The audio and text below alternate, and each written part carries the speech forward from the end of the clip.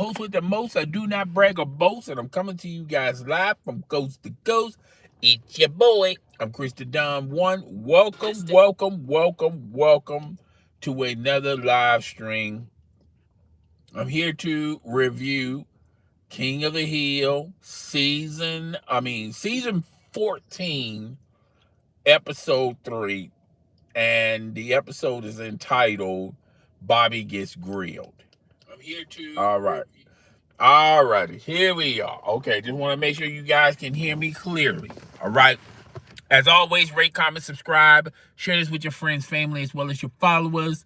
Let's get this YouTube channel lit in the YouTube algorithm, because we all are well aware the YouTube algorithm know of me, but it just doesn't really know me. Okay, if you want to further support the channel, hit the join membership button. Remember, membership has its privileges. All right, we got all those credits on out of the way. Let's talk about and tackle and address season 14, episode 3, Bobby Gets Grilled. Now, if you've been following me, particularly the past couple of live streams, I'm really not impressed with the new season of King of the Hill, and I have my reasons why I'm not thoroughly impressed. But I do honestly have to say, episode 3 was pretty good. Episode 3 was really good. And I like the pacing. I like the writing. They utilize the characters like they supposed to. All right, like the old formula of King of the Hill, something that we've been missing, or I've been missing for the past couple of episodes. All right, so let's get into it. Before I begin, spoiler alert. These are spoilers, by the way. If you have not watched King of the Hill, I suggest go at least watch all the way to episode 3, season 14. All right, but basically, all right, everyone's. I hope everyone who hasn't watched it or want to watch it is going to leave. But anyway, so Bobby gets grilled. So basically, if you're not aware, Bobby is all grown up. He's a young man. His aspirations of being a comedian. He's no longer on that path. They really haven't explained why he's not on that path. Bobby chose a new path, and maybe that's just all dreams as a kid that he wanted to be a comedian. But now he's grown up. He's a young man. He's like in his 20s. And he's he's an owner of a Japanese restaurant, and this Japanese restaurant serves fine Japanese cuisine. All right, very successful, very popular. Everyone seems to like Bobby. Bobby's not only the manager, he's the main chef. He has other chefs as well. And basically, the episode starts off as Bobby and one of his employees who has been in the King of the Hill universe. He was supposed to be this mercenary killer that Dale knew. He helped Hank get a sandwich at some restaurant that had seating. He's been featured throughout the King of the Hill episodes. All right. Not a very popular character, but when you see his face, everyone knows his name. Well, everyone should know. I forgot his name. All right. So basically, he's working with Bobby now. He's much older, and he went to the back to get some charcoal. Come to find out, they done ran out of charcoal, and this is the day. Ironically, the day where Hank comes to see Bobby at his new restaurant. This is episode 3. You would think that Hank would have, went to Bobby's restaurant a lot sooner, but hey, it is what it is. All right. So he's got that going on. He's running out of charcoal. He calls a distributor. He finds out the distributor that sells him charcoal are out of business. So he starts to frantically try to get some charcoal from another restaurant. He finds a restaurant who, he thinks that's going to be interested in selling him some charcoal. Come to find out, the restaurant owner at that particular restaurant is not selling Bobby no charcoal because Bobby is not Japanese. All right, so it puts Bobby in it should be a unique situation, but it's really a dire situation because not only your business is going to struggle and possibly you're going to have to, if you don't find someone that's willing to sell you the charcoal, not only are you going to be out of business, because Bobby is pretty much standing on his square that he prefers to cook his cuisine on this type of charcoal and he refused to cook it on anything else. All right. Bobby's a little hard headed, like his father. Okay. So basically, he's got that going on. His father is coming to see him. His father thinks that he's cooking with propane, so he's got that dilemma to worry about. Father and the family shows up. They're getting ready to chow down, and then Hank, before he wants to chow down, he wants to go into go into the kitchen to check out Bobby's propane stove. Make sure the BPUs and all that's correct. Yeah, Hank's a fanatic for propane. For propane and propane accessories, I'll tell you what. So Bobby had to break it to him right then and there that, hey, I don't like cooking with propane. He wants to cook his food like traditionally, like the other people that, and particularly in Japan, how they cook it, and none of them cook their cuisine with propane. So now Hank is a little upset with Bobby because Bobby misled him and Bobby embellished.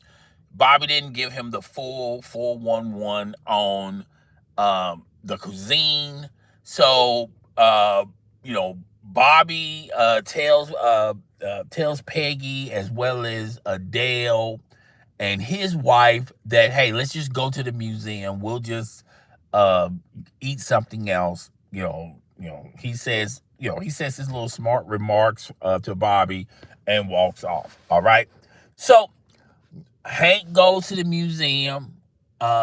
This museum is literally about Texas history and George Bush, and no, everyone's not impressed with the tour. The tour guy is showing him all this stuff that George Bush,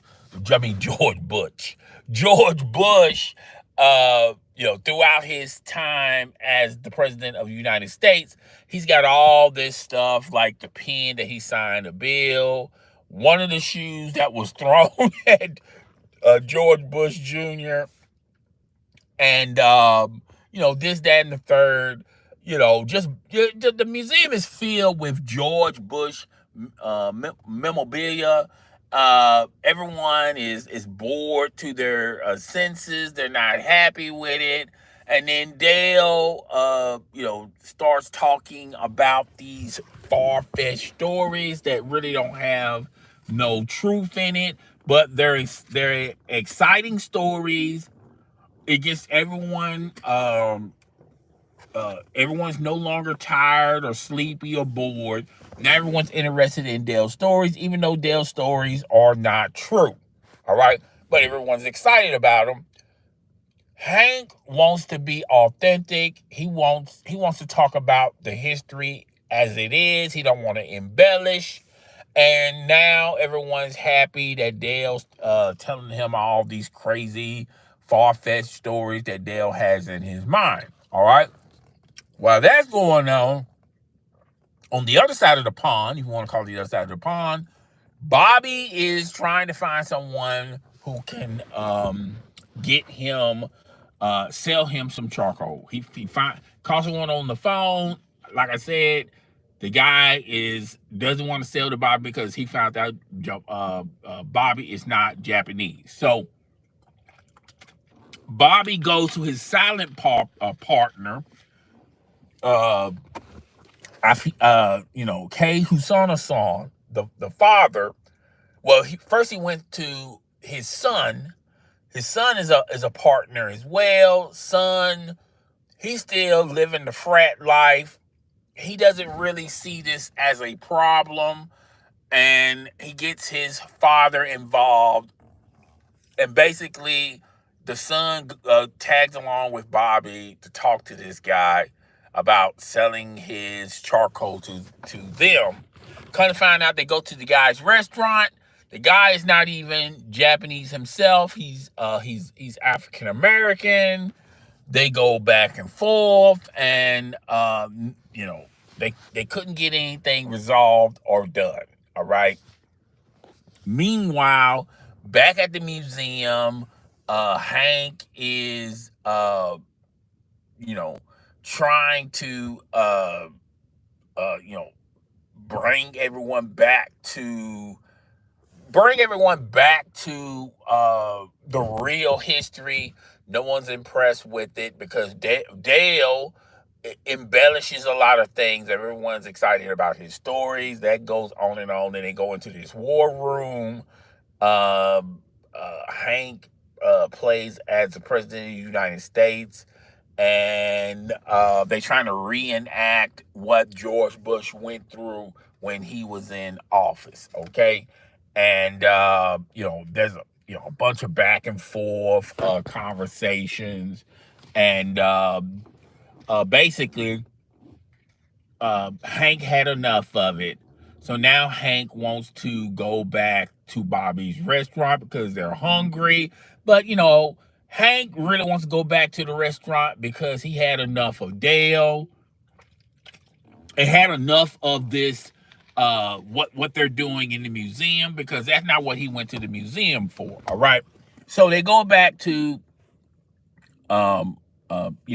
Bobby's restaurant. Bobby, is at a dilemma, and basically there's people outside of Hank and his crew.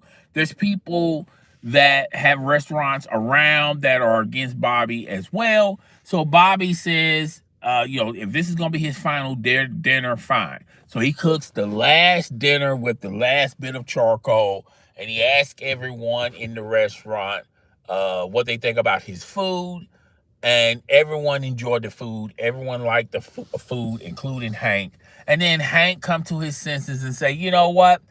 Back in Japan in that era, propane wasn't really invented, so there's no way. The reason why they didn't chose propane because they didn't have propane back then. But if they had propane, he just tried to make it, try to put some common sense into it. Basically giving Bobby a long-winded apology in this, that, and the third. And then here come the credits. All right.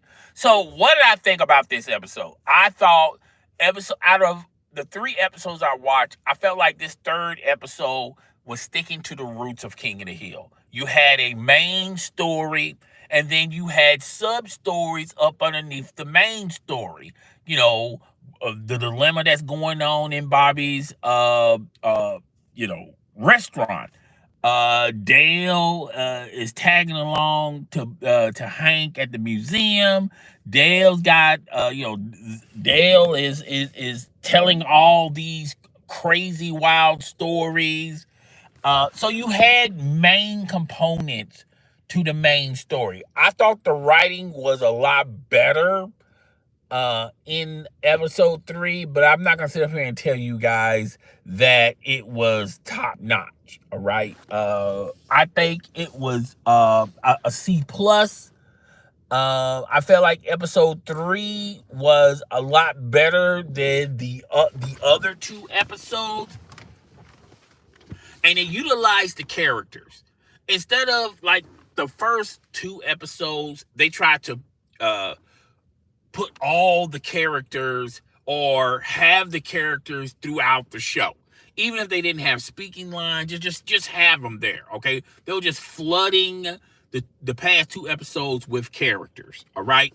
And this episode, they just stick to their bases. What made King of the Hill so successful and so funny? You utilize the characters that you have in that universe to fit not only the main, because the main story is about Hank Hill, but everyone else up underneath it are sub stories. All right, and you utilize those characters accordingly. So I like episode 3. I thought episode 3 was the better episode out of the previous 2 that I have watched. Okay, another thing I noticed is you see the changing of the guard. you know King of the Hill was all about Hank Hill, the world about Hank Hill, and everyone else was just living in this world for 13 seasons. You see, now you're starting to notice that the changing of the guard is no longer about Hank no more. It's about Bobby. And I feel like the rest of these episodes are going to be centered or are centered around Bobby. And you're still going to have your little subplots, your sub stories. Hank is going to be in a lot of those subplots and sub stories. But you can tell through it, through this writing that, hey, this is the strategy. The new King of the Hill is going to focus a lot more on Bobby and a little less on Hank Hill. Hank Hill is going to be the supporting cast. He's going to add, support to whatever script they write. And I think that's I think that's a great strategy. As long as the writing is clever and funny, that's a great story. I mean, that's a great strategy because episode 4 is going to be centered around Bobby, but it's going to be centered around his ex-girlfriend. And I told you guys in episode 1, Connie and Bobby ran into each other after Bobby came from a one-night stand. Connie was I felt like Connie came from a one-night stand as well. And they said in episode 4, Bobby meets Connie's one-night stand or partner or a relationship or whatever. So we're gonna have to wait and see who Connie is tapping, but definitely episode 4, I feel like it has the potential of being funnier than episode 3. I felt like episode 3 was a lot better than episode 1. All right, but guys, that's pretty much it. That's pretty much all I got for today. Tell me what you think in the comments section. Did you watch the new King of the Hill? What you think about the King of the Hill? I think King of the Hill. I think episode 3 was the better episode out of the previous 2, and it makes me want to come back for more and more and more. So, guys, tell me what you think. Rate, comment, subscribe. I'll see you guys same bat time, same bat channel. Deuces.